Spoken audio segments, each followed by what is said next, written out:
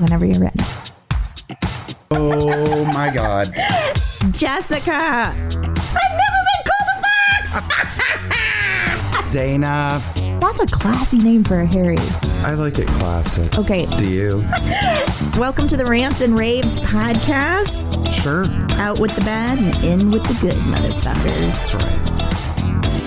Jessica. Dana. Hi, how are you? I'm great. How are you? I'm good, thank you. Welcome to the Rants and Raves podcast. My name is Dana Powell. I'm Jessica Young. And we are here to rant and rave.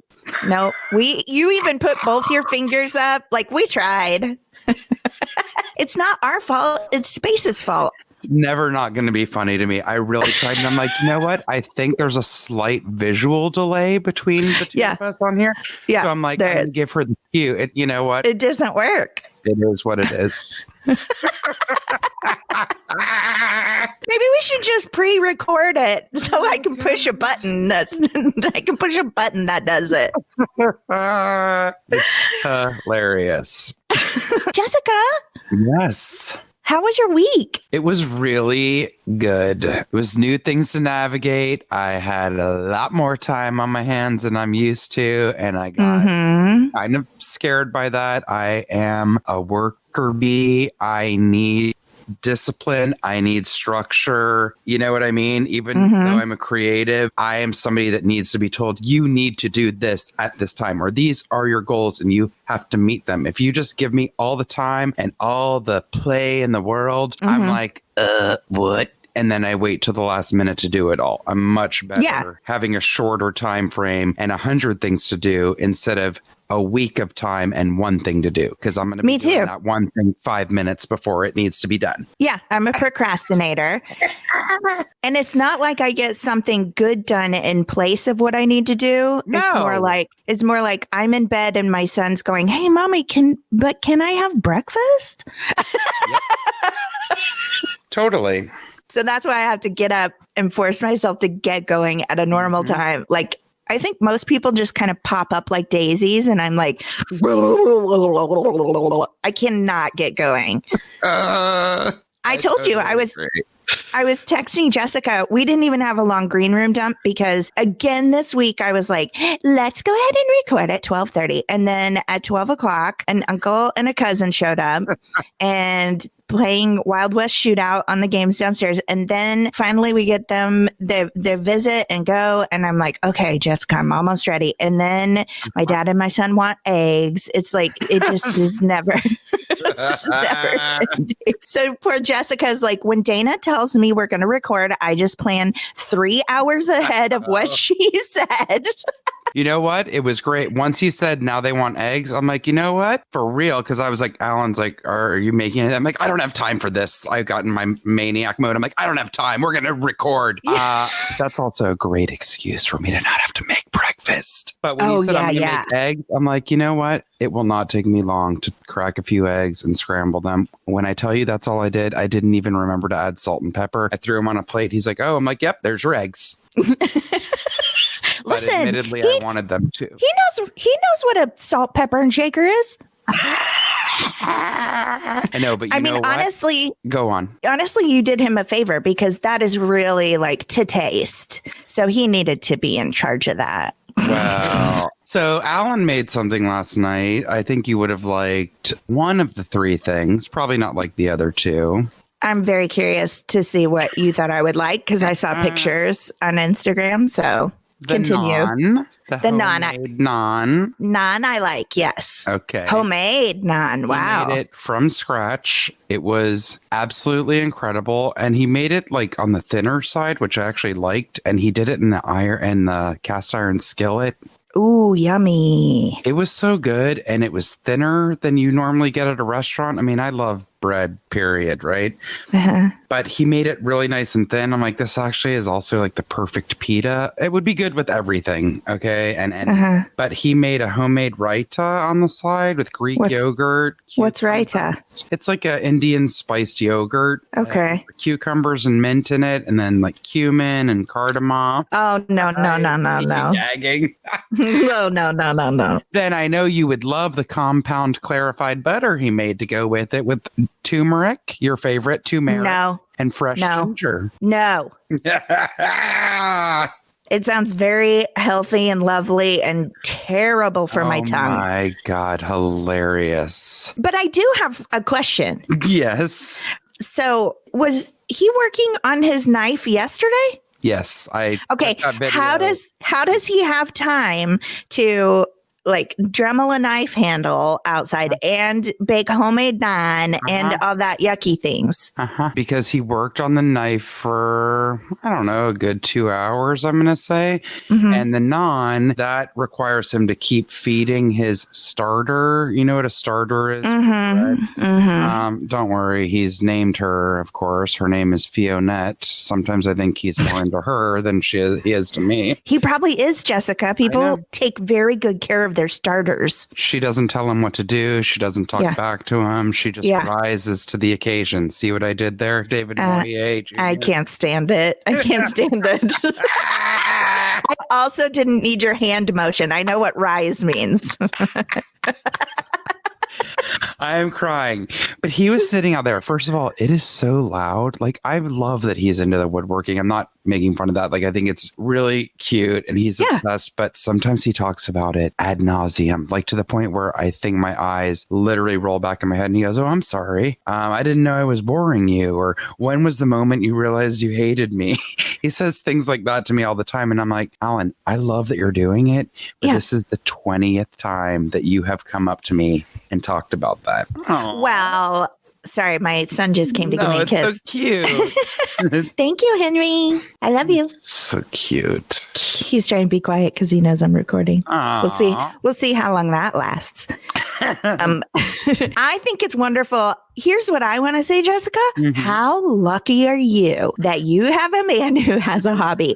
I've been trying to get my dad and my husband and my son to get hobbies. And they're like, my dad says, especially, now I'll be going back to LA soon. And so I'm like, Dad, I want you to find a hobby, like things you want to do that are fun, and it's hard right now because there's a pandemic. Yes. But he also says, well, the only hobbies I want cost a lot of money. And I'm like, well, like what? He's like, I want to fly a helicopter. Now, come on. Come on. Can we please be reasonable here? Hilarious. Unbelievable. But he does have what do you call them? Player pianos that play themselves? What? He has a self-playing piano from the Wild West? I'm sorry. I don't think you listened well. I didn't say he has a self-playing piano. He has multiple. Excuse me. Is there one in every room? What is happening? And why don't I live with your father? No, they're all downstairs. But don't you push a button, my friend. I told you, how long will this last? Stop it. He wanted to cover up the lights on my microphone. Oh my God, hilarious. But he said there's one of them down here that doesn't work. And he was like, now that might be a fun hobby, fixing player pianos. I like those because they play a lot of ragtime music. Yes. Yeah. So I know. He's got boxes and boxes and boxes of player rolls. I'm freaking out. I love them so. Tell him I'll be right over in my corset. Okay? In your corset. My whalebone corset. I love it. In my 32 hole boots. Oh God, I would love a pair of those boots, but I would die before I ever got them on. I can't bend over for 32 hooks. No, me neither. But I was like, yeah, that would be a great hobby. My little nephew was down here playing one night, and my aunt from the other side of the family was like, I can't believe how great Evan is at the piano. I'm like, he tricked you. Was he sitting there like this? Yeah. Oh God, I love it. I would really love a video of a song. They being played on that exist. piano. No, I need you to take a video of one of your father's pianos playing itself. That sounds slightly dirty. But can you make it play? Yes, I'll make sure that happens. We definitely have some funny like family videos too of like my dad pretending to play. Like it's funny. Yeah. I need to see it. It's very fun. And there's a lot of things that have been going on here that I enjoy very much. We were saying in our mini green room dump, I finally think I'm old enough to appreciate where I grew up. Yeah. So it's so beautiful here. And I'm trying to like squeeze in as much as I can before I leave. It's not only, I think, the beauty, which is astonishing. I keep telling you that it's so untouched and so beautiful. I mean, it's like exactly what you picture a pastoral Midwest, going west, pioneer days, whatever, right? Like, yeah, I bought a bonnet yesterday. I bought a bonnet. I do expect one. I'm just letting you know right now. You're going to have to make that happen. I will Venmo you toot sweet, but I need toot sweet. Okay. Go catch that cute frog I saw again. Is it the same? Oh my God, toad? it's my friend. I love it. Is it the same one? So this little tree frog comes and visits me every night, and I love him so much. Yeah, I want you to take it as a pet. I know I want to, but I can't take him away from his family because there's two of them. I don't know if mate for life, like horseshoe crabs. I don't know, but he's so cute. Mm. I also want to hold him, but I don't want to scare him. Totally. So I don't, because I'm like, what if he doesn't come back? Because he's like, that big red scary always picks me up. Shut up. I wanted a pet frog. I feel like maybe I told you that when I first saw Murphy, but I wanted one so bad. But then the person, and rightfully so, I think I was at Petco, was like, I mean, to be honest, you're not really supposed to handle them too much. Yeah, you're not. So then I'm like, well, that's mean to the animal. And of course, I'm going to want to hold it. So no, I'm not going to get a frog. I want a Pac-Man frog. I don't know if I know what that is. They're like a ball like this. They open their mouth. They literally, it's the cutest thing ever. I've had multiple frogs. Is that shocking? No. I had an albino frog. Hey. Oh, those are awesome. Mommy's recording, Henry. I had an albino frog. Her name is Frida. My mother did not think she was beautiful. She said she looked like raw meat with black claws. Stop it.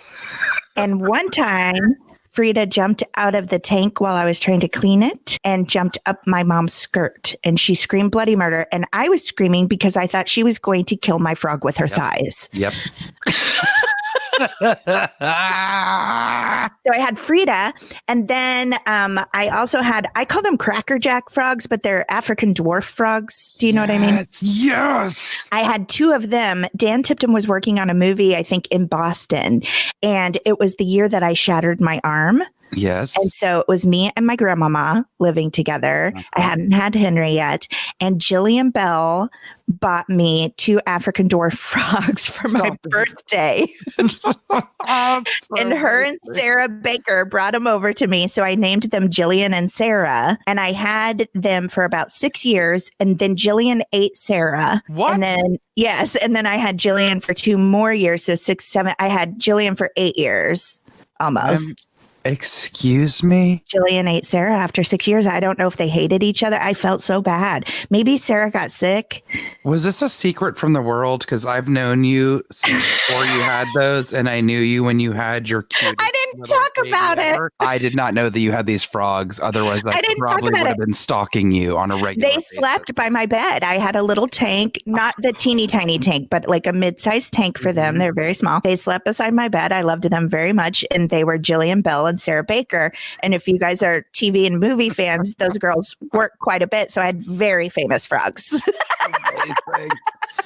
That is seriously amazing. I love it. Yeah. And Jillian was like, don't worry. I called Dan Tipton and made sure it was okay. So when I talked to Dan Tipton, I was like, I got frogs for my birthday. And he goes, I know. You know what? I think that was a compromise he had to make. It was either that or a potbelly pig. So, Thank you very much. There's been a lot of pig talk here in Missouri, Jessica.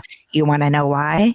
Why? Because everybody's trying to talk my dad into getting goats or pigs because his pond won't hold water. So if you throw all your scraps in there, they'll go down and tromp it down. And after a while, it'll hold water. And I was like, I think that's an amazing idea. I think you should get goats and pigs and maybe llamas. Oh, God. Or alpacas. Oh, gosh, right? But he does not want to. Are so cute. And our friend that moved up to Lodi in Northern California, he lives on a couple of acres and he bought the goats. They're like, yeah, of course they're cute, but literally to keep their grass cut.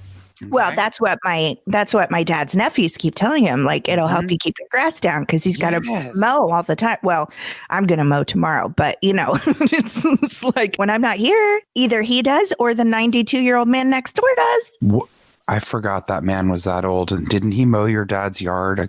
He mows my dad's yard all the time. Every time my mom was in the hospital, every time my dad went to the hospital, and he told my dad that he had to get better so that he could take care of him when he gets old. That man is 92. Stop. How freaking cute is he? He's a doll. He wears a little fishing hat, the bucket hat out on his mower. He looks like Andy Daly's old man character he does. He's so sweet. He's the sweetest. Yeah. That's seriously so. He has a garden. He just brought us fresh green beans that he pulled out of his garden. Like he said it keeps him alive. I mean, he stays busy. Yeah. It's crazy. Unbelievable. May we all be like him. I know, right? Jessica, I've been doing a lot of spelunking. Guess what? Maybe now you'll take my advice and listen to Floyd Collins. You don't know. The world's most famous spelunker. How many times I have thought of you, and my son is loving it. Like, he wants to keep going to caves. And I was like, I told Dan Tipton, I think our son's becoming a spelunker. We're going to have to go to more caves. And I was like, but I don't want him to get too serious about it because I know Floyd Collins. I know they made a musical about him, which I think is crazy, but it's not a happy story. Now there's different paths into the cave. You know what? Maybe Henry will be the next one to figure out that the cave system, I don't know what it's called in Missouri. Jessica, bite your tongue. I mean to discover it, not to end up with Floyd's fate. How dare you? Well, Floyd thought he was going to discover, and then he died and they wrote a happy fun time musical about it. I mean, it is beyond tragic that the man was trapped the day he discovered that the entire Mammoth Cave system of Kentucky was all interconnected. Nobody knew that. And that was in the 20s, and things were pretty primitive. That, I mean, not that you have to, I don't know how much has changed in caves. You still got to be careful as hell going through these nooks and crannies like an English muffin. But hey, you're 1,000 feet underground and there's running water and God knows what. Yeah. Probably some kind of blind species living down there, like a mole. Well, definitely there is. We saw this brine. I'm talking like I'm going to eat it. I don't even eat water things. It was called a bristly crayfish. Bristly cave crayfish in this cave yesterday, and they said they think there's about 100 of them in the cave, and that is the largest known population in the United States. And he said, if we see one today, you will be seeing something very rare. Well, there was another family that went in before us because they're social distancing everything, Mm-hmm. So the other family was coming out as we were going in, and that tour guide said to him, just so you know, up here around the bend on the left, blah, blah, blah. And we were like, oh my God, what is it? What is it? So we got to see one. What? Yeah. Did you pull out your Paul Prudhomme's Cajun seasoning and make some etouffee? I can't stand you right now. No, we saw that. Is that the thing that was somebody holding it in their hand? Am I nuts? Because Alan goes, oh, wow, they have crayfish there. I'm like, that is pretty damn big for a crayfish. Am I? Oh, that was a imagining that? No, that was a crawdad. Okay. That was not in the cave. It wasn't a bristly one. That's just one down the road in a creek by my dad's house. Big. It was huge. People eat them there? Yes. In fact, yesterday I went down there. I just wanted a couple of minutes to myself because I don't really get a lot of alone time. And so I took some bread. I was going to go feed the minnows. Mm-hmm. And there were tons of people. There was a family down there fishing. And then another couple was down there getting crawdads. They were going to boil them and eat them. Lucky. Blech. No. You've never been to a crawfish boil? Are you kidding me? I wouldn't go to, if my best friend in the world had one, I wouldn't go sit in that stink. Are you kidding? And I'm suck so the heads out? Eat the tail, suck the head. Get it right, Dana. I am not sucking any heads. That sounds terrible. I'm not doing it. And I ain't eating any tails. You're dirty. That makes me miss Mississippi and Louisiana food big time. Okay. No, yes, we had crayfish in Georgia, but nobody ate them. Mississippi and Louisiana, that is like crawfish country. And I know. They have the real oils.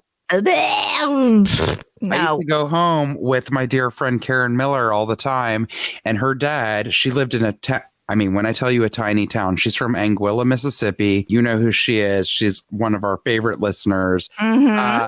Her town was 900 people. First Wow. of all, there was a post office and there was an Amoco with the best fried chicken you've ever had. Willie's Amoco station. Okay. Yum. And her dad would put us in his Cadillac and take a gigantic, the biggest cooler you've ever seen in your life, and drive us to Greenville, which was a good hour from Anguilla. And you go up to a place and they literally fill your cooler with crawfish. We'd drive it home, and then her brothers and her dad would set up and do a crawfish boil. Perfect. And then they dump it all on a big table and you go get your stuff. No. There were people fishing down there too. And I was like, ew, I bet these fish are muddy. Yeah. They taste muddy. Well, I've never seen a baby catfish, but I saw that in the creek where you guys were playing. That's right, you guys. If you don't follow my personal social media, those baby catfish were the size of my fingernail. It's so crazy. It's really cute. Well, you don't eat seafood, right? You don't eat cat. I've eaten cat. I like a good beer battered catfish. Mm-hmm. But here's the thing, my kid. So, I have so much animal guilt these days. Like I haven't been eating meat and stuff like that. And my son really wants to go fishing, which I used to love when I was a kid. And now I have guilt about it. So I'm like, what am I going to do? How am I going to put a worm on a hook and help him catch a fish and terrify it and yank it in by its lip? Oh, God. No, but he really wants to do it. Maybe I'll just make him go with his daddy. You're not allowed to fish near you, right? I mean, you live near a lake, but that's not an area that you can fish, or is in LA, I'm saying. Oh, in LA. You can fish at at the park. Yeah. Then, maybe Alan and Dan need to take Henry on one day, because Alan has multiple poles and so many lures and stuff, and he has no one to go with. And he loves fishing, and he's devastated that I'm never like, let's go fishing. See, I used to love it, but now I feel guilty. But yeah, that sounds like bored. A good... There's so much to see when you're out fishing. Yeah. Did you see all the duckies following my dad? Yeah, that was really cute. Oh my God. Well, we could feed the ducks while they fish, and then we can chastise them for it later, but still maybe eat the goods. I don't know. All right. Well, I've talked about my life enough, I think. Good Lord. Do we want to tell people how to get in touch with us? We do. You guys, you can find us on social media, Instagram and Facebook at the Rants and Raves podcast. You can also find us on our website, www.therantsandravespodcast.com. You can email us at the Rants and Raves podcast at gmail.com. You can try Twitter. I think Jessica checks it. I don't know. Raves _the. It also, I think I don't like Twitter because we had to get a stupid name that is not easy to remember. Correct. Anyway, I'm sure Twitter's great. If you guys love it, sorry. Those are all the ways.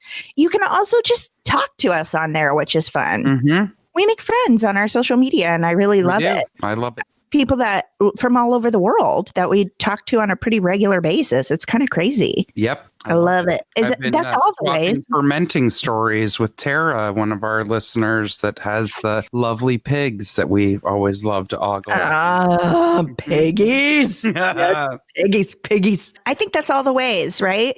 I think so. But guys, we still want your rants. We still have a lot to rant about, right? Let's and raves. Send them over. Send your raves. We need raves right now because the world needs things to rave about. But also, real quick, I just want to say rest in peace, John Lewis. What a hero. Oh my God. we all know how amazing he was. And we lost a really, really powerful piece of history in that man and a powerful progressive person in that man. He was really just lovely. So anyway, rest in peace, rest in power, sir. He's definitely a politician I can say I'm proud of from my home state of Georgia. You should be. Yeah. He was amazing. And actually, I loved it. So I told you guys, like, we had the Juneteenth walk in my neighborhood, which was amazing. Yeah. So I love it because my neighborhood's really been getting their kids involved in making pictures and signs for different causes and to thank delivery drivers and all that jazz. I love it. There's somebody in my neighborhood who now has kind of been like changing out, putting stuff out every once in a while. And they have a Joe Biden sign in their yard, but they covered that and made an RIP John Lewis. Oh, I saw that. I saw your story. It was really pretty. Yeah. Yeah. It was with the grass all around it and stuff. It was they always have it like sunk into their wildflowers. I love it. A nice little pause to take when you're in the neighborhood. Absolutely. Jessica, I think you're up first with rants today. I think I am. Boy, am I ready to rant about this. Are you? Dana, I need to know how many times you, meaning anyone, is expected to A, be patient, B, not raise their voice, C, be calm when you keep going to pick something up from the pharmacy and they keep telling you it's not ready and you keep saying, why not? And they keep saying because your doctor hasn't replied and you keep calling your doctor's office and they say, we haven't gotten it. Is 4 attempts too many to start getting nasty? Because that's what it took for me. I'm sorry, but at 3, I'm already aggravated. I'll tell you, by the time I go back for 2, I'm already annoyed. Thank you. But I'll be patient. But 3, I think that's the cutoff for me. So again, just so nobody thinks I sound like acting entitled or like an asshole for that matter, but I understand that everything is very different right now. I get it. And I have the utmost respect for that. I keep telling Alan too, when he's like, I'm so pissed, or I went to this place and they're closed. I'm like, now because of quarantine, I call every single place that I'm no joke. Yeah. Because everyone's hours have changed, even corporations that are they used to be open until 10 p.m. Maybe now they're closing at 7. Yep. It's just spare yourself the aggravation. And especially with restaurants and things opening, closing, all these poor businesses that are. Yeah. And it's changing. It's not like they can put it on their website because things are changing week to week with this disease. Or daily. Yeah. Some of the places just reopen and then they're shut again, right? So the pharmacy, I've already been really annoyed because I can't ever reach anyone. Okay. They're so busy at my location of CVS. I don't know what's going on there, but it seems like everyone in Los Angeles goes to that location. I don't know why. It's not good parking in my opinion, but yes, you're right. It's not. And it's never ever not busy. Ever. Yeah. I've never gone in there where there's 2 pharmacists back there and multiple pharmacy techs and nobody's playing around. The phone's ringing off the hook. One of them's trying to ring. The others are filling. It's just a mess. So also just note, I believe that when Britney Spears went a little crazy and shaved her head, she was spotted running around that CVS and there were helicopters everywhere. Okay. There are so many celebs at that CVS. No joke. It's crazy. Like it's nobody's business, but I've seen quite a few people there getting a flu shot or picking up their meds. It's a delight. Yeah. Okay. It really is a secret delight. Yes. But I was in there and I finally was just like, I didn't want to be a jerk, but I'm like, okay, so what is the problem here? And they were like, hold on 1 second. And they came over and they printed it out for me. And they showed me all of the attempts they've made to the doctor's office. So then I felt bad. And I said, I know it's not you guys. I don't understand. Every time I call my doctor, they're passing the buck to you. And they do that every time. Every time. So I was absolutely infuriated. And it almost took me driving over there, which again, I didn't want to do. I wouldn't want to do in normal times.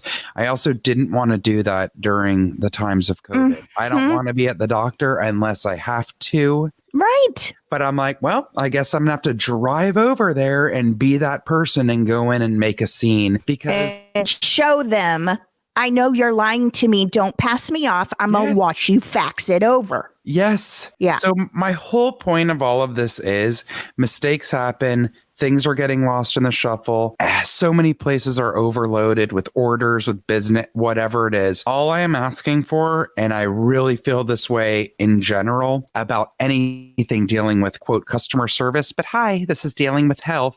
Just say you're sorry. I don't need you to dance around. I don't need you to go overboard with an explanation. Just say, I am so incredibly sorry this happened. We're going to take care of it right now. Also, when you tell me you're going to call me back, which the woman told me, they didn't call me back. They never did each time. So I'm pissed. And when I mention it to the doctor, he's like, well, I'm sorry. It's like, I get it and they don't care, but I'm like, I'm really tired of your front office staff not giving a shit. Yeah, I'm not a difficult person, and they make me feel like I'm a difficult person because I'm like, hi, sorry, this is the third time I'm asking. This isn't right, or whatever it is. There's just been multiple issues. So please, in the interest of just, even if it's fake and it's just to get me to shut up, say you're sorry. Just say, I'm so sorry, miss, Mr., ma'am, whatever you want to call me. We're going to take care of it right now, and I will call you back once I have confirmed with the pharmacy. Thank you. Especially if it's taken multiple attempts. You know what I mean?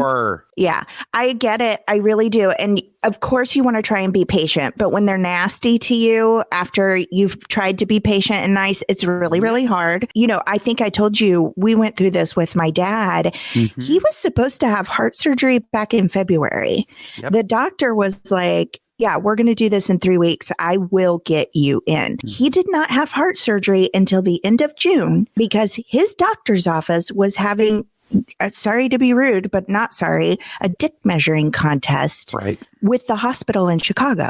And every time we would call, they'd say, well, we're waiting on stuff from the hospital. And the hospital would say, we called them, we asked, we faxed. And they would say, well, no, they didn't follow the proper protocol. So they would say, we don't ever have to do this protocol. Well, you're going to do it now. It took my dad could have died in that time. And guess what? My mom did.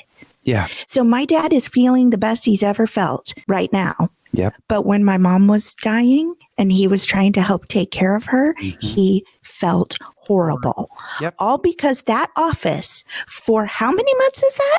January, February, March, April, May, June. 6 months of my father's life. Unacceptable. And this was just office paperwork, nothing to do with his insurance, nothing to do with whether the doctors agreed. It was literally people in the office, the doctor's office, fighting with office people at the hospital in Chicago because they were mad at each other. My father had to wait and risk his life, and my mother didn't. He didn't get to have strength to help my mom.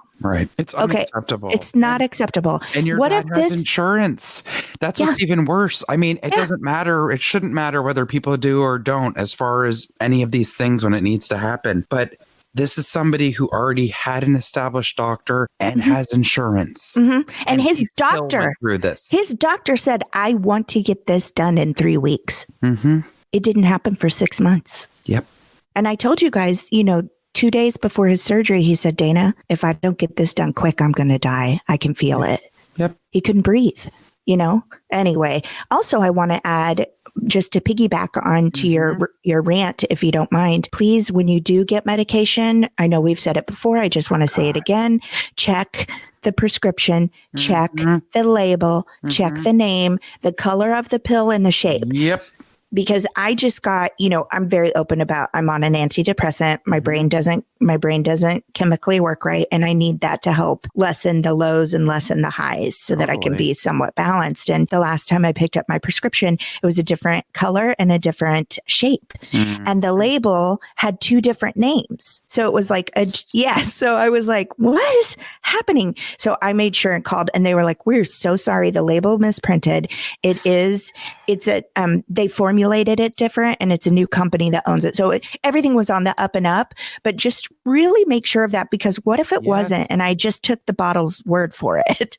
You just don't know. Yeah. In college, I was like, oh, it must be a generic. And it wasn't. And it wasn't a completely different thing. And that's so dangerous. So yeah. But when it comes to medical things, what I've learned in my parents' elder years, and also my baby sister has struggled with a couple of health issues too. I'm not normally this person, but the squeaky wheel really does get the oil. Yes. You have to be vocal. I know they're busy. And if you allow yourself to be quiet, you will be trampled and forgotten. Yep. So if you have a medical issue, speak up. Speak up. Totally. I wouldn't have wanted you to go to the doctor's office either. It's just a bad time to be around there. I mean, seriously. Yeah. And again, the other thing that's annoying is I didn't wait until I didn't have any. Right. I was like, oh, shit, I'm out of this in a week. This is something I have to take daily. So I started calling, and then that's when I got to Mach 10 next level, because I'm like, now today I'm on the last day of this medication. And that's scary. Yeah. What if you do not, for the fourth time, send this prescription refill through? Yep. They did, but guess what? I found out because I drove to the pharmacist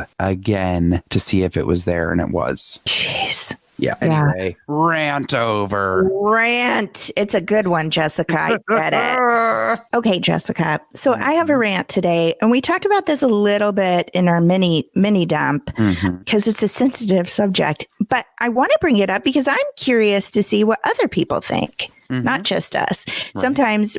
Most of the time, we're pretty like-minded, except when it comes to food. But so my rant is, we have to be so careful, because I feel like there are some ways in which I am also guilty of this, like especially, well, we'll get to it. But it's people who jump on a bandwagon of something that's trending to make themselves appear to be something they're not.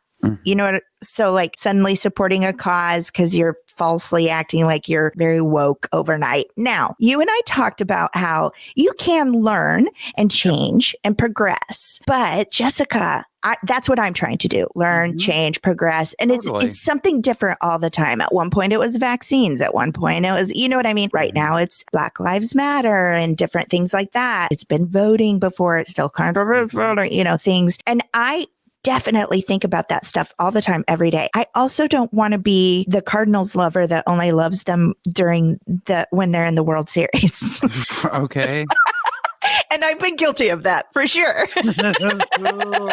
So I guess I will say to you, Jessica, how do we find a mindful balance of going, okay, I'm learning this. I want to share what I'm learning and I want to progress in my thought process, and without looking like a fair weather fan. Right. Is that a nice way of putting things? I think that's perfect, actually. Okay. I think it can happen. Look, I also think there's something good about the fact that maybe someone has never mentioned publicly about something or in support of it, and let their friends and family go, oh, I didn't know she felt that way. That can be a good thing. It can, that can be a bad thing to them. Who cares? Right. You're putting it out there. You're showing support. I do think it stirred up a lot of stuff in this last year. Absolutely. People begging people to wear masks. People saying police brutality needs to stop. Absolutely. Things like that. I don't know what the answer is other than like put your money where your mouth is, for lack of better words. Yeah, I think it's more about, I want people, like when I post something, I make sure that my post comes with an action and not something that I publicly advertise. Like I'm doing this, but like I make a post and then I guess it's some personal thing where I'm like, if I'm going to post, I better, like you said, put my money where my mouth is, and I have to take some sort of action. Right. And I'm trying to be very good about that. And I guess in this day of social media, you don't want to say, well, don't post and don't make people aware if you're not doing something. But at the same time, don't post and act like you're doing something when you ain't. Exactly. Right? Yes. And it can just be one thing out of the hundreds of things we're doing. Like I've signed a lot of petitions lately, and I don't blindly sign them. No. They have to You have to research. from a legit source. I look up like change.org. That's a very well-known, legitimate thing. Okay. So with things like that, and guess what? It really is no sweat off your back. It takes 5 seconds. It really does. And no, I'm not now I thought I'm going to get blasted with a million emails. You know what? I'm willing to get blasted with a million emails to ask people to arrest the people that killed Breonna Taylor, for instance. Me too. But I'll tell you, I haven't been. Neither have I. Yeah. It did what it said. You sign a petition that hopefully gets into a lawmaker's hands or goes to their government, wherever all of these things are being sent, that makes people go, holy cow, 500,000 people, or now 1 million people have signed this and want to do this. It doesn't, like we always stress, it doesn't take money to make a difference with things. And a lot of the stuff that you and I do personally does not involve any money. No, because we don't have any money. It's putting it out there. It's volunteering your time to something. It's signing a petition. It's opening the dialogue with people. It's being willing to stand up to stuff when it's going to get ugly. I mean, we've talked about that recently. Yeah. You know what? That's just par for the course. And yes, it's always easier to just like roll over and be like, whatever, I don't want to deal with this. To remain quiet when someone else is vocalizing an opinion that may be different than yours and maybe even offend you. Exactly. And that's kind of what's gotten us into this situation is from people just, it's not me, or I can't deal with that right now. Or, well, guess what? We have to deal with it. We have to. If we don't, it's never going to get better or change. No. But be honest about it. Be honest about it. Don't use it to promote your Instagram. Which I've seen a lot of. It really is astonishing to me with some businesses and people. And I'm like, oh, okay. Yeah. Didn't give a shit before last week, but okay.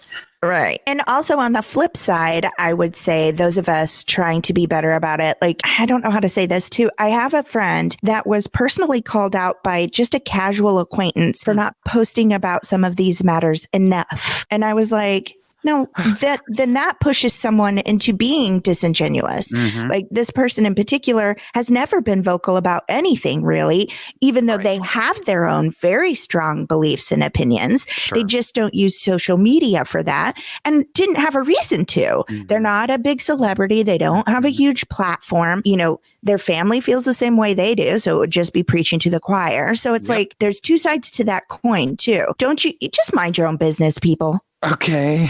You know, mind your own business and your own posting. You worry about what you're posting and where your heart lies. And don't be pretending like you're so up in it and knowledgeable when you never have been before, unless you're teaching lessons and using that as a way to show, here's where my mistake was. And I don't know if other people thought about it this way, but here's how I've changed. Now that's an educational tool and it's not pushing it on somebody. Exactly. Anyway, listen, I'm not the judge and jury either, but again, it's being mindful, right? Totally. I don't like to see businesses capitalizing on this sort of thing. No, I don't either. And it's just been a little too much lately. And I guess point where I'm about to start unfollowing some people. Oh, really? It's just you and me. Who? I'm just kidding.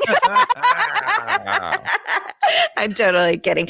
Anyway, that's my rant for today. I honestly would like to hear what people's thoughts are. Kindly. We don't need to. I'm not interested in fighting. You're not going to change my mind about anything. But I definitely am curious to see, like, because I think sometimes when we think we're sending out one message, it's perceived a different way. And I like to be mindful of perception as well. Totally. Because that's powerful. So anyway, that's just my thoughts on it, Jessica. I don't know how we lucked out, and I hope I'm knocking on my wooden desk right now as I say it, as to not jinx it.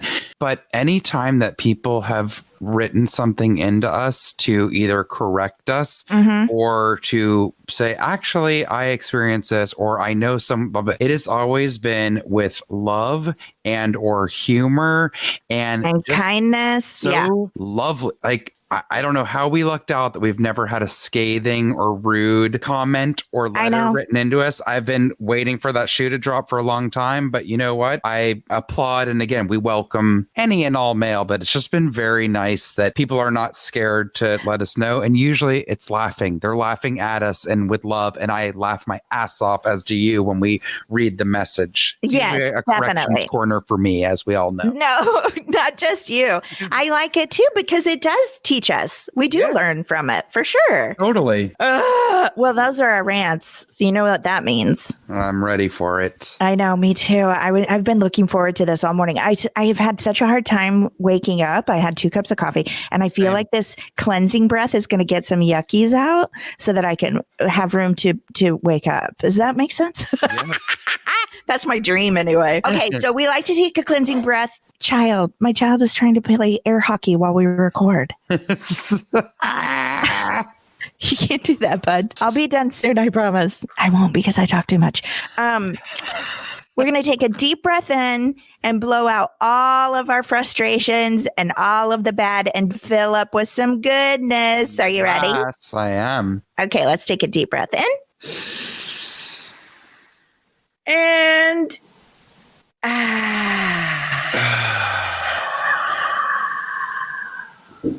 oh, that was nice. I just took a second one. You did? Yeah, just to really get some oxygen to my brain. I think that's a good idea. Okay, Jessica, you're up first for corners. Mm-hmm. I don't know if we have this corner before, but if how not, could we not? It's very needed. It's necessary. If we didn't have it before, we need it. This is How Rude corner. I love to hear how you would say it, because I hear it a certain way in my mind. And I feel like mine came from like Michelle from Full House. How rude. I'm still sad. Anyway. You have no words. Well, Dana, this headline starts with a pun. Mm-hmm. This is coming to us from The Sun. Okay. That's a publication in the UK. Mm-hmm. Chopped salad. Okay. Woman walks out of hairdresser halfway through 70-pound color appointment to, quote, get some food and never returns. Wait, mid-color? Mid-color. A hairdresser was left shocked after a woman nipped out of his salon to get some food halfway through her appointment, only never to return. James Clark, who owns number 23 Hair and Beauty Salon in Plymouth, has revealed how the customer walked out in foils in the middle of her color session. The woman had booked under the name Helen Lee, now believed to be fabricated, for a full head tint and foils appointment worth 70 pounds. And didn't pay. That's 70 pounds. That's a lot more than American dollars, okay? Uh-huh. However, after a stylist had finished putting in the foils, the customer said she was popping to the shop opposite for some food. No. First of all, her lingo is gotta go. I'm going to pop to the shop across the way. Why did I turn it into a British rap? I don't know. She said she would bring it back to eat at the salon while the color developed. However, she never returned and proceeded to ignore their calls, and they tried to contact her. After we had applied the tint and foils, she decided to leave, and she never came back. She went home and rinsed that out in her sink. Thank you. Uh-huh. They should have put her on a cap, because trust me, she wouldn't have gotten that cap off herself. The foils you just pull out. It's easy peasy. But if they had done her in a cap... Oh, do you know how painful that is to get your hair done with a cap? It takes forever, but oh God, they used to do it to me. I used to look like an 80-year-old when I was a kid and got my hair highlighted, and it's a very, very tight, like thick latex cap that they pull over your head. And then they take literally, it's almost like a knitting hook, but with a point, like a dental tool, and they poke it in and pull bits of hair out through the holes in the cap. It's so painful. I hope how does it not rip your hair out? It feels like it's ripping your scalp out. Ew. It's so painful. I hope they don't use it anymore. So this was, they said, a first in their salon. They've been open for 4 years. They've never had anything like it. As we are not in the business of expecting our clients to be dishonest, we thought nothing of it. Sadly, she did not return and then proceeded to ignore our calls. It continued, our stylists are self-employed, and when someone receives a service from them, they deserve to be paid for it. Incidents like this have a big impact on small independent businesses like ours. We have tried to share this story in the hope that she may read this and decide to contact us to explain her actions. Well, I wouldn't hold your breath. I don't think she's gonna come back or pay you for it. No. And in fact, she may have had like a full-blown costume and you don't even know who she is at all. Definitely not Helen Lee. 100%. She had a plan. What does make me sad, first of all, it's not right to do that. I hate when people are like, well, it was a this or that, like a big corporation, like they can afford. Don't care. Mean that you get to be Still a creep, stealing. steal, lie, be a bad person. But most estheticians and hairdressers or anything like that, they do pay rent, if you will, for their stall wherever they're working, and they have to buy their own supplies. Absolutely. So that really is hurting the individual and not some. First of all, what hair salon is a giant corporation that's just making millions? They're not.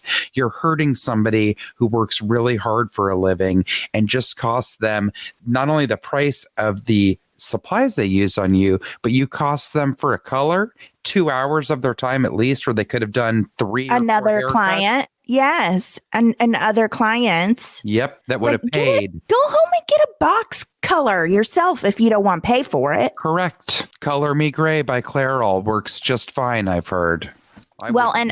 All the podcasts advertise what's the one, maroon color or whatever, at home color, like no color you've seen before. I don't know. I don't listen well. Well, I just leaned into it. Now I'm going full on Emmylou Harris. I like it. Yeah, right. I think it looks great. Yeah, thanks. I've got 3 little white hairs over here. You do? I'm going to be Mrs. Claus. Oh my God. Come 2 years from now, I'm going to be Mrs. Claus for sure. I'm going to let it go and pretend like it's platinum. Yeah, do it. Mm-hmm. I keep telling myself, you're going to work so much when you're a platinum old lady. Yeah, with those blue eyes and that silver hair. Yeah. And it's really soft. It's not like wiry grays. It's super soft. Well, you're lucky me, huh? Mine literally feels like a boar bristle hairbrush. I doubt that. You just happen to have curly hair, you crazy person. The gray hair is so coarse and serious. It's like from a wild boar. I think you're a little hard on yourself. Also, we have friends of the show who are hairstylists, and if that is true, I'm sure they can tell you how to fix it. Yeah, Adam, what conditioner should I use? Adam, help! He knows who he is. Yeah, shame on that lady. That was premeditated stealing, in my opinion. Mm-hmm. Hate it. Totally. Well, my corner, it's from HuffPost. Mm-hmm. It's a what the what? It makes me laugh. Here's the headline. Ukrainian reporter loses part of her tooth during a broadcast and goes on like it's nothing. I mean, Jessica, you love those teeth stories. You love those teeth stories. Also, I just want to make a note. This is a David Moyer. I didn't even realize that. I swear to God. I don't believe you. I didn't. I think you're punishing me. This is perfect. I even seriously said, I'm like, damn, I haven't really found any Moyer or Spook. Oh, no, you did. You found a Moyer. And he just wrote it on the 17th of July. This is at HuffPost in their weird news section. News anchor keeps cool when tooth falls out during live broadcast. Ukrainian journalist Marishka Podolako said the incident was probably my most curious experience in 20 years as a presenter. Let's see. A Ukrainian news anchor showed grace under pressure when she lost part of her tooth during a live broadcast. She was reading the news live on Ukraine's TSN channel when a piece of her front tooth fell out. Mm-hmm. Ever the pro, Padalaco didn't interrupt her broadcast or even call attention to it. Instead, she casually put her hand in front of her mouth, grabbed the piece of tooth, and continued as normal. Later, posted the clip on Instagram, writing in Ukrainian that the incident was probably my most curious experience in 20 years as a presenter. I can't read her actual post because it's in Ukrainian, but we can definitely post a picture. There's a video of it happening.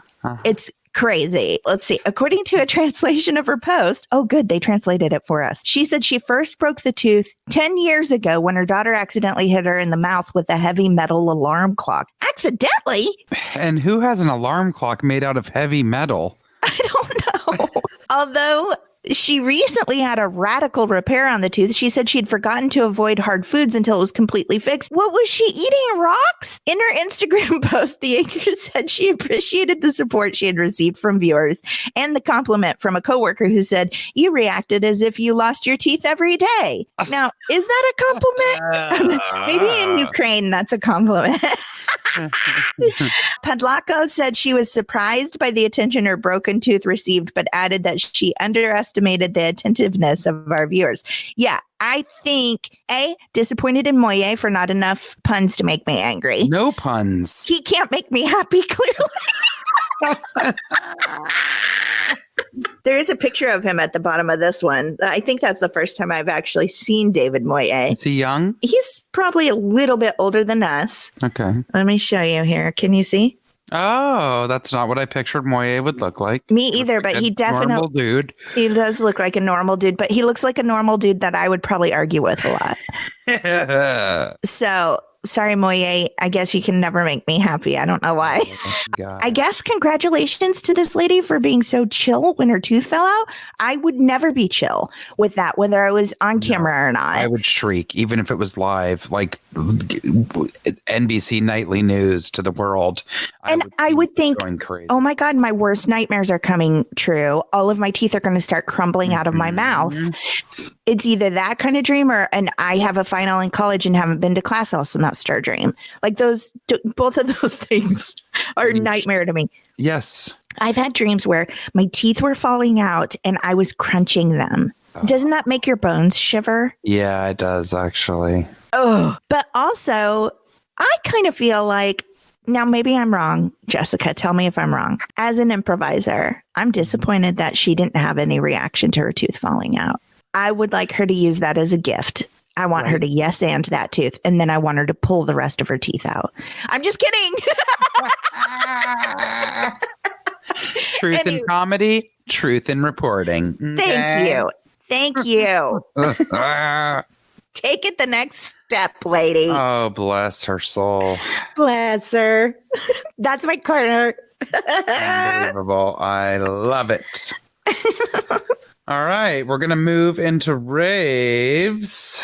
Woohoo! So my rave starts with a little funny about this. This came about from, I love giving books to all ages. It's like my favorite thing to give people is books for any occasion. And so it was one of my friend's little boy's birthday a week and a half ago. He turned 5. I'm obsessed with him. I mean, I'm obsessed with all my friends' kids.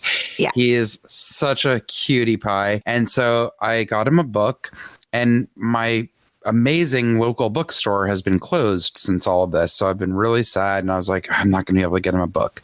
Well, Paper Source, which is an amazing store that has stores across the country, they have a phenomenal selection of gifts, which include gifts for kids. So when I'm in a pinch, I can run in there and get something for pretty much all ages, really. Maybe not a teenage boy, but girls of any age and kids, right? Always have fun stuff. So they had a new selection of books that just came out, and I got real excited because I saw Greta and the Giants by Zoe Tucker and Zoe Perisco, an inspiring picture book that retells the story of Nobel Peace Prize nominee Greta Thunberg, the Swedish teenager who has led a global movement to raise awareness about the world's climate crisis, using allegory to make this important topic accessible to young children. So Greta and the giants, as you can imagine, the giants, I think, are clearly like the corporate giants, right? Like all of this stuff. And I thought, admittedly, I'm like, this is a very woke gift. This is his generation. Like Greta, I think, is like 15. Dominic is 5. But for real, like there's a 10-year, they're of the same generation. And this is something that started with your child is of that generation. Right. They're being raised with a different set of knowledge, as we all are, right? From generation to generation, we learn so much as we go. And climate is a huge thing for the current young generation. Absolutely. It's like one of the top things on their list. So I got him a bunch of silly gifts. Plus that, right? Like I got laser fingers, like things you put on. He's like screaming, "Oh yeah, this is so cool. Oh God. I want laser fingers." I'll have to get you some. Oh my God. Then I got him like this sticker book, which had a bunch of wildlife stickers and like a scene, almost like color forms that you open up and you can put animals in their habitats. He's cool, elated by all of it. Then he goes, "Oh, is this a book?" And I'm like, "I don't know. You'll have to open it to see." He rips the book open, literally without missing a beat, looks at it and goes, and tosses it aside. Course, that would be my kid too. I was dying, like I was crying laughing. Okay, we were already having a quarantine celebration as it was. Right. Outside, I came over to bring his gifts to him outdoors, and he had no interest in that book. I was really crushed. But as I had flipped through it, I noticed in the back there was a page dedicated to the organization. So it says, by buying a copy of this book, you are making a donation of 3% to 350.org. 350.org was named after 350 parts per million, the safe concentration of carbon dioxide in the atmosphere. Today, 350.org works on grassroots campaigns across the globe, from opposing coal plants and mega pipelines to supporting renewable energy solutions and cutting financial ties to the fossil fuel energy. You can find out more about us at 350.org. So I also wanted to continue with something else because I just thought this was cool with the book. It says the story you've read has a happy ending, but in the real world, Greta is still fighting the giants. They may not be as easy to see as they are in this book, but they are there. And some of the giants don't want to change their ways. That's why Greta needs your help. You might think that you are too little, but Greta says no one is too small to make a difference. And I love this. Here are some of the things you can do to help Greta. Oh, awesome. And this is like a cool way to empower your kids, right? Or whoever you're reading this book with. Learn everything you can about climate change. Tell your friends and family all of what you've learned. Ask your parents or guardians to take you on a climate protest so you can stand up to the giants. Ask your teacher if your class can write to or visit your elected officials to ask them to help stop climate change. Walk, run, cycle, or take the bus or train instead of getting in the car or taking a plane. This means less fossil fuels are burned. Try to get your family to eat less meat. Ask your parents or guardian to buy food made nearby instead of from a faraway country. Look after the things you have. Mend them when they are broken instead of buying new things. Share them with your friends when you're finished with them. I mean, I love that. Love it. And then it also says you might think it won't make a difference, but it will if we all work together. They offer further reading. So there's a list of things, but I'll save those because those are other things for us to rave about. One of the other 5 things she lists is the 350.org, founded in 2008 by a group of university friends in the United States, along with author Bill McKibben, who wrote one of the first books on global warming for the general public. The goal was to build a global climate movement. 350, I told you what that was named for, quickly became a planet-wide collaboration of organizers, community groups, and regular people fighting for a fossil-free future. Some of our proudest moments of recent years include campaigning against the Keystone Pipeline and Dakota Access Pipelines in the U.S., stopping fracking in hundreds of cities in Brazil and Argentina, pushing more than 1,000 universities, foundations, cities, and churches to divest more than $12 trillion from fossil fuels, and joining historic grassroots mobilizations like the People's Climate March and Global Climate Strike. Wow. That's pretty amazing. Yeah. So I'm not trying to push that book. I don't have any agenda. I just loved the book. I thought it was very timely. I am amazed by that young woman. I think we talked about her sometime last year when she kind of became known around the world. And I love that it is also doing things that people can do with children to empower them now and teach them, because there's a lot of times I notice with the younger generation where they're already aware of stuff. Like we think we need to tell them or explain it. And they're like, yeah, we learned about that when I was in first grade. Or I know such and such is bad. And, you know, so I think it's great. Well, not the kid you gave the book to. You should have just kept it. I'm just teasing. It really is hilarious. I know. He was like, look, he's only 5. He's in sharks and monster trucks. That's what. No. Hear about a girl trying to save the climate in the forest, but he will. Of course not, but he will. He will. Yeah. I love that. Yay. Okay. Well, my rave actually came from a good friend of mine, Danny Morrow, which if any of your kids ever watched iCarly, she was on that show, and her husband, so was her husband, Jeremy Rowley. She posted this on Instagram. She also posted, you know what? I'll shout that out at the end of the show because it's something very amazing. Anyway, this was incredible. I told her I was going to profile it on the show. I hope. If not, we'll let her know. But it's called Adventures to Dreams Enrichment. Adventures to Dreams is a youth enrichment program designed to inspire and empower young minds ages 4 to 14 who live in at-risk communities by exposing them to education, cultural activities, and mentorship. Our focus is teaching culinary, gardening, sustainability, STEM, which is science, technology, engineering, and math, and art. We integrate educational tools, hands-on learning, self-esteem activities, which we love, guest speakers, industry professionals, mentorship, field trips to inspire and empower every child. In December 2018, Ms. Sheila was faced with the decision of closing ATDE because the program had grown to 25 kids and her personal savings were exhausted. In late January, she received a small grant from Whole Kids Foundation Garden Grant Program, which is a completely different organization, and from an anonymous donor, which she believes is enough to sustain the organization for a few months. That's something I love about these people. They're like, hey, this may not be permanent, but whatever I can squeeze out is going to help.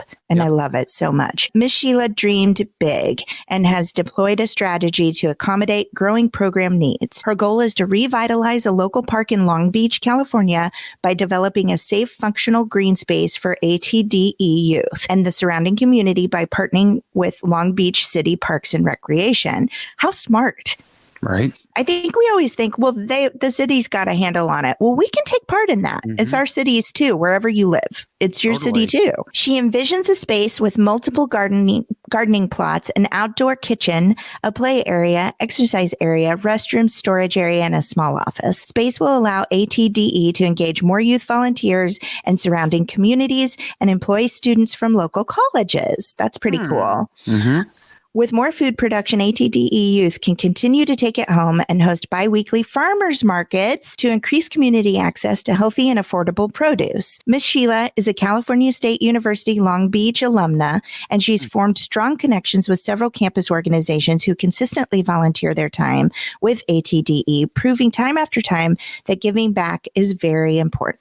She is also connected with some Long Beach sustainability organizations like Long Beach Fresh, might be something you want to check out, which believes in improving access to locally grown, seasonal, and sustainable grown food in Long Beach. Additionally, Ms. Sheila recently became a member of the nonprofit partnership in order to build the capacity of ATDE so that it can continue to make positive change in the community. It's a vital resource for children, families, and the community it serves. Ms. Sheila wholeheartedly believes in positively shaping youth to be well-rounded and prepared for their futures. Busy hands equals busy minds. So please check them out. AdventuresToDreams.org is their website. Obviously, she also speaks about a lot of other organizations, nonprofit organizations that have partnered with her or just reached out to her to her organization to try and make it stronger, which I think is awesome. Helping others helps us, right? Absolutely. So thank you to Danny for posting that. Obviously it's in California, but we always say it may inspire someone somewhere else, especially right now I'm in Missouri. It's very agricultural. This is a way that you can speak to children, invest in their future, teach them how to grow, how to cook. I mean, they have everything available. So anyway, thank you, Miss Sheila. That's wonderful. And I love hearing about things like that. Me too. I wish every school could have a garden, because I know some schools may not have literally the land or area for it. But if like every grade was in charge of a different type of vegetable or something like that, and then the school could use it to prepare, it would be amazing. I have friends that are teachers that grow stuff with their kids, but they have like a little flower, whatever you call it, like a raised bed. Yes, a raised bed to plant stuff. I love it. I know they do pumpkins every year, which is very fun. And it makes you feel, kids and adults, honestly, like you've accomplished something. Like I talked to all my plants. Before I had a baby, they were my babies. Yes. My pets and my plants were my babies. Totally. And that's a hell of a science fair project. Remember those days? Oh, yeah. The beans and everything. Talking to a plant or yelling at a plant. And the same with like whether you played hard, heavy metal music or classical music. And it really does make a difference. Do your experiments, people. We're not lying. Talk to your plants. Be nice to them and play them pretty music. Jessica.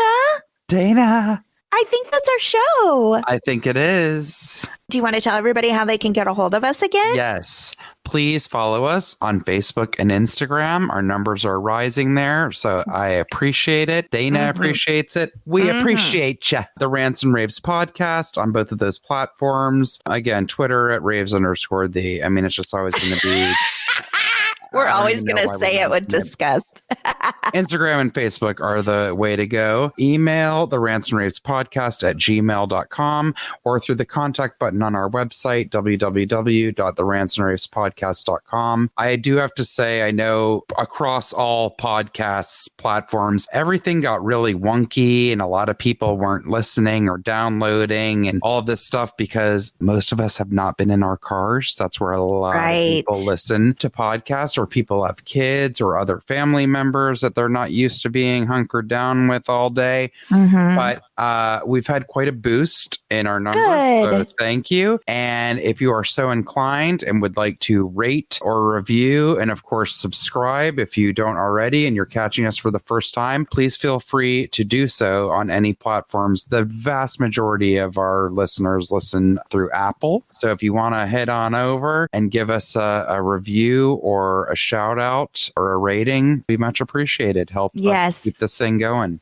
It would be very much appreciated, and it helps other people to find us. Yes. And then maybe one day we'll start having commercials like Quip. Jessica, I ordered a Quip toothbrush finally. Oh. Not a sponsor. Like, this is not an advertisement. But you can be. Yes. I've been looking at those at Target, actually. Well, I got one for Henry, and he loves it. And mine, I had a big old bulky Sonicare one. And I left my charger at home. Oh. So I finally broke down and bought myself one, and I'm so excited to get it. And I actually did. I used the Dollop podcast. I got amazing, like 20% off my next refill or something. So that does work, guys. Sorry. Perfect. Anyway, I don't know why I brought that up other than I'm really excited to get my new toothbrush.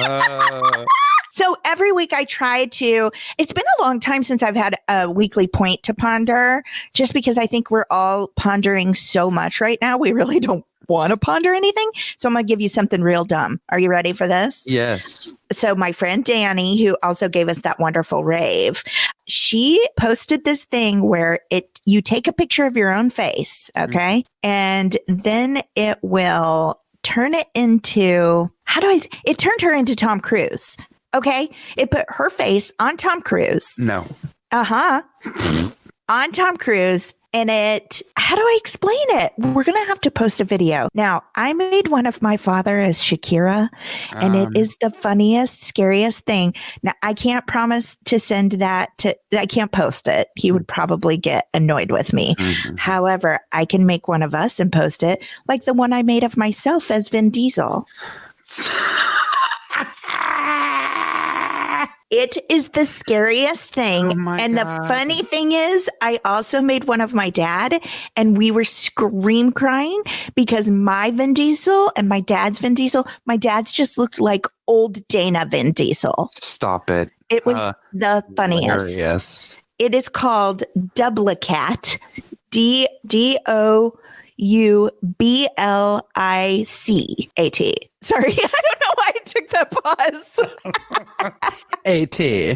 But it's free. Obviously, they have an upgraded version where you can do more things, but we got like a full day of laughter out of it. It made me laugh so hard.